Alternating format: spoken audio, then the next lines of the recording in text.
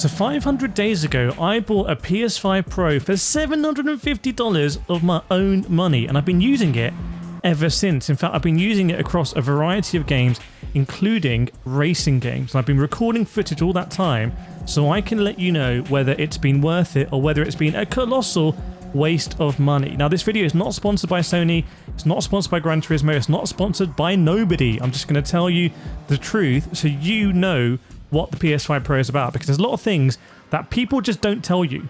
They just don't tell you this kind of stuff. So let's start here with visual differences. The main things you've got to be aware of is the ability on a lot of games have ray tracing at 60 FPS on the PS5 Pro. Now, you also have to bear in mind that some games allow you to toggle PSSR on and off, and that is not as simple as it sounds. So starting here with Test Drive Minnesota Crown, which is a game I really enjoy, the reflections on the PS5 Pro, in my opinion, are slightly better than they are on the PS5, however it's not enough to make a difference. And again here in Gran Turismo 7, which is already a great 60 FPS experience, when you add in the ray tracing, you do get some extra reflections, but for me it's not quite enough to make a difference.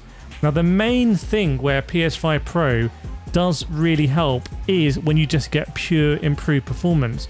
For example, there are some games on the PS5 that are only 30 FPS, but you can run at 60 on a PS5 Pro. For racing games, they normally come with the performance and Pro and quality mode anyway. Now, here's an interesting thing. Have a look at the mirror reflections between the different platforms here. PS5, PS5 Pro with PSSR off and on. And you can see with PSSR on, sometimes it doesn't do a fantastic job. And I feel like no one really talks about this. Not even the big channels like Digital Foundry and all these ones. They don't often really go into this level of detail, especially when you're racing. You can also see sometimes there's some visual artifacts with PSSR as well. This is quality mode on Test Run Into the Crown on the left, and also quality mode on PS5 Pro on the right. The interesting thing here is that they both run at 30 FPS.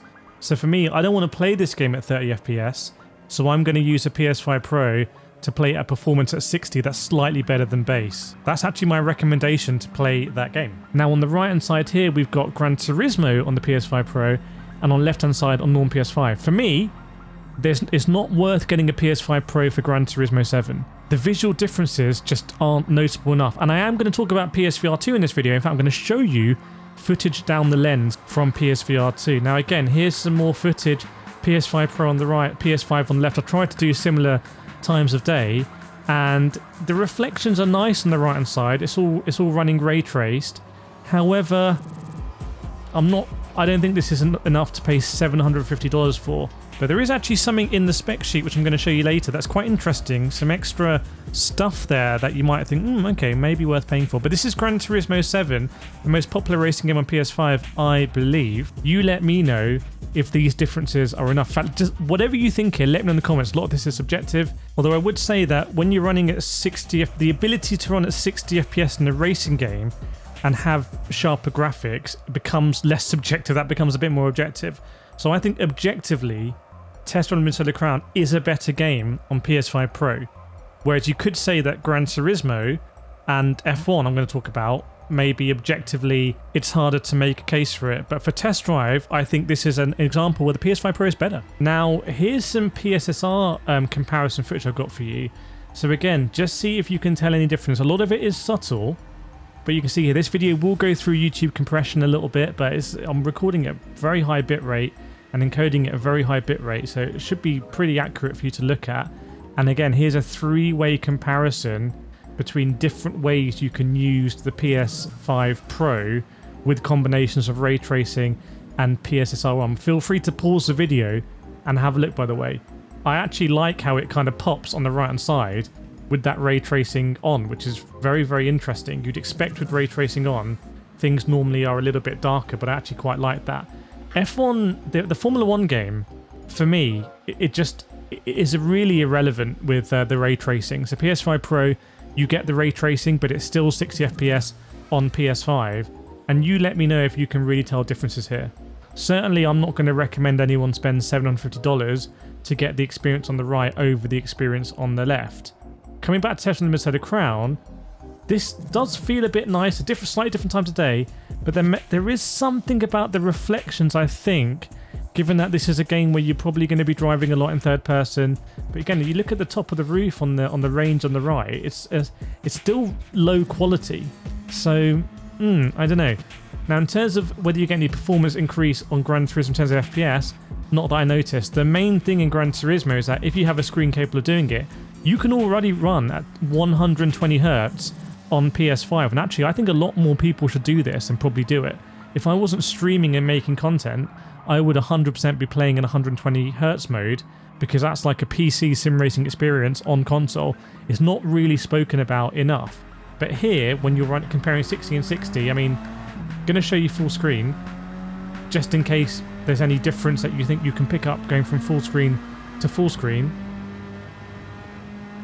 Do you notice it?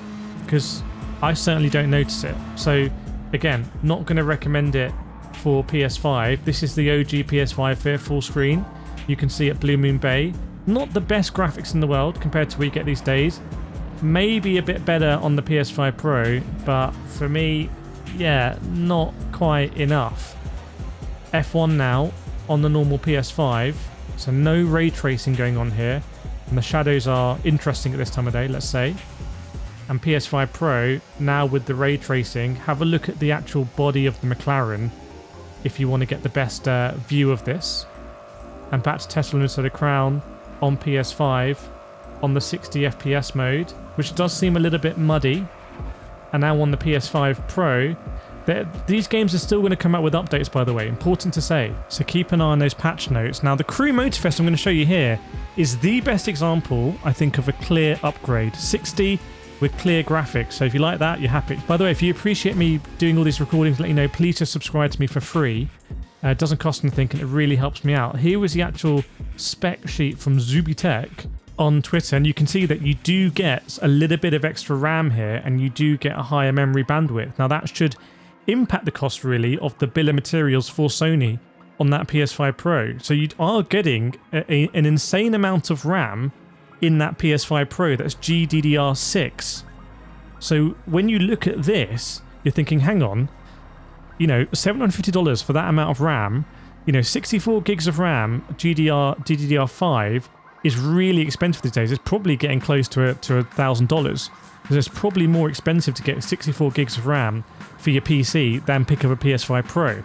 However, I don't think that the benefits outweigh it currently.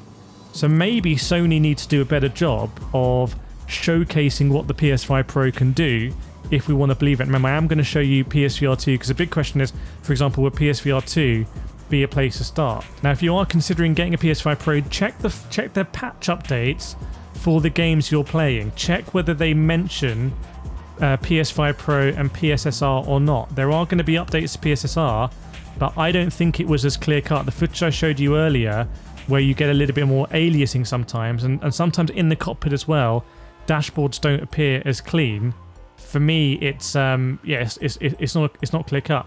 Also, keep an eye out for the future games that you want to play and whether they're talking about PS5 Pro and PSSR or not. Because if they're not, you can assume that it's not really a priority for the developer. Now, there have been times I've been playing on the PS5 Pro and I've been like, wow, this looks really good. And I'm very glad I have the PS5 Pro.